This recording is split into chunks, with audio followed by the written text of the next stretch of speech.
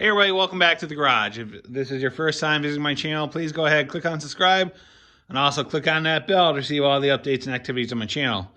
Alright, so it's December 11th, 12th, I don't know, it's Sunday, a couple weeks before Christmas, and it's currently 60 degrees up here in the Northeast. No signs of winter, and it's not looking too good.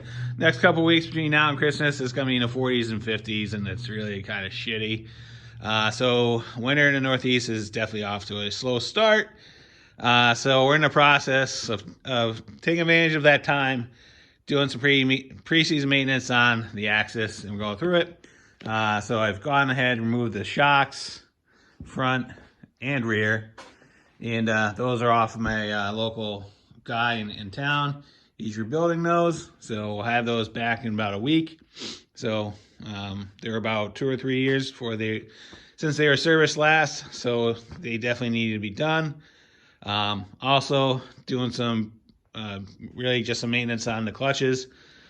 And when I was taking off the shocks, I noticed that the primary spring was cracked, and it's right here. That's the original spring that was no good. So went ahead and ordered a replacement on that. So if you're a Polaris guy, you're gonna say, hey, that's not the right spring for this Axis. It should be gold. And you're right. That isn't the correct spring for this sled, because this sled has a clutch kit on it from North Star Performance up in New Hampshire, and it's what they call their Stage 2 kit. I actually bought the sled like this. I didn't install it. But their Stage 2 kit has a different primary, different weights. Sorry, different primary spring, different weights, different helix, and a different secondary spring in it. And it also has gearing changes too. I'll actually post a link to the kit if you want all the full details on it. But Rick up at North Star Performance says in 1,000 feet, with his clutch kit, it will be a stock Axis in 1,000 feet by 5 lengths. I can tell you it's pretty accurate, because this sled is definitely very quick out of the hole, and I've never had any issues or any complaints with the clutching on the sled. It works very well. So yeah, just doing some maintenance on this, and next thing I'm going to do is I'll take the exhaust valves off, service those, and go from there. And again, normal stuff. So I figured while I'm waiting for the shocks to come back, I was going to do a little bit of autopsy work on this engine. So about a year ago, I posted on my channel a video about the engineering failures from Polaris regarding the 440 and 550 case reed fan cooled engines that Polaris came out, and all the issues they had in the Edge chassis. And so I'll post a link to that video in case you want to watch it. But this engine is from that 2001 Polaris XEF 440. It's been sitting on my bench for about a year. And even though I've had that sled posted for a year, and I've sold everything pretty much that was on the sled, the engine has been here for a year, and really nobody has ever asked me about any parts on it. So I figured at this point, it's been on the bench long enough. Why don't we go ahead and take it apart and kind of figure out what the failure was.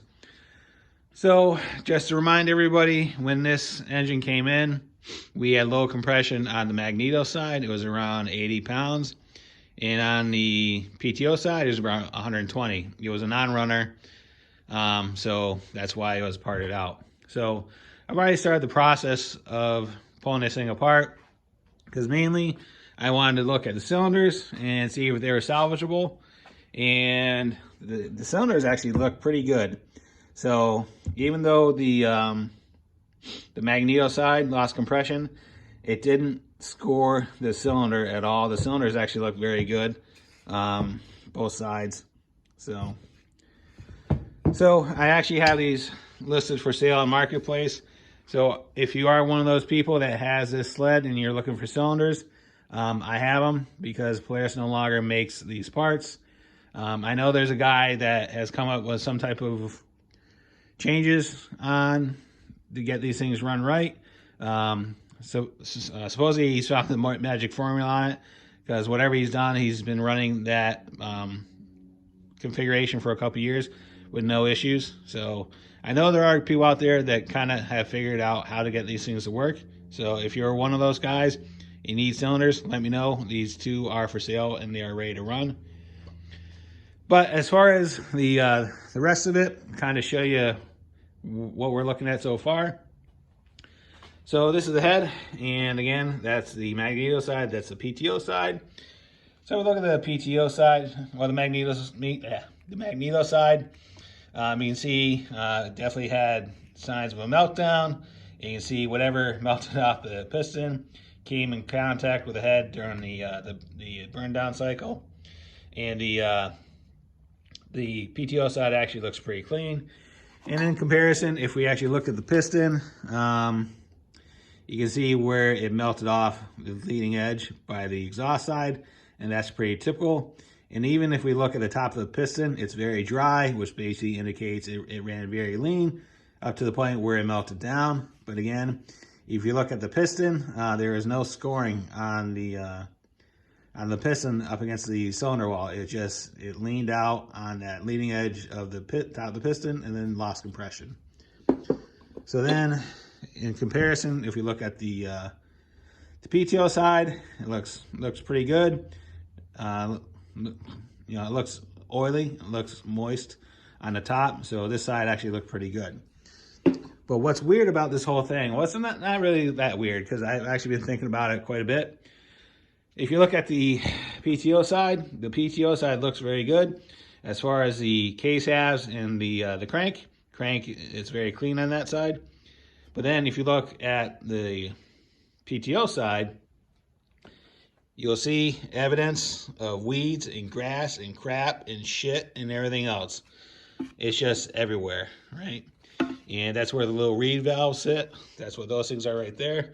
So anybody that's a non-believer that, oh, this isn't a reed valve engine, it is. It's just the placement of the reeds are just not in your customary location. They're located actually in the case halves, right? But so I think what happened at some point in this sled's life, it was ran without an airbox, and it went through some cattails or some weeds or something like that. And the reason I say that is up in the cup of the recoil, you had all this stuff, right? So at one point, the sled must have went through some cattails or whatever, and it ingested all of it into the hood, and they were running without an airbox or whatever it may be, and it ingested it in through the carb, and it just basically blew it inside the PTO side of the engine, and that's why we have all this garbage in the engine. So always run an airbox, because even though it's during the winter, you may run into something like this, and you could very well smoke your engine. So yeah, so what I'm going to do at this point, I'm just going to complete the teardown of this thing. Pull the fan housing off of it, and then the stator, separate the case halves, and actually take a look at the crank, see how it sounds, and if it's good, I'll keep it. But again, if I don't get any bites on this thing through the course of this winter, it's going in the trash, because again, I think the demand on these things are very low, and I don't want to hold on to something that is just going to be sitting in the shed or on the workbench for eternity when there's something else that could take its place. All right, guys, if there's any questions, comments, concerns, go ahead and leave them in the comments box. I'll get back to you as soon as I can. And as always, thanks for watching and have a great day. See ya.